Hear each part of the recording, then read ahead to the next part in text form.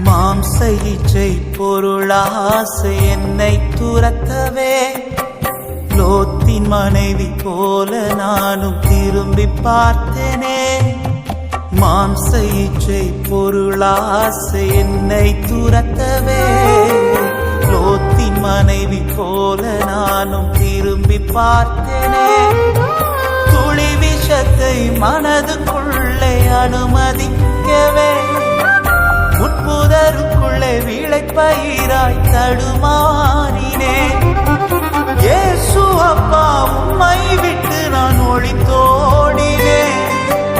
இயேசு அப்பா உம்மை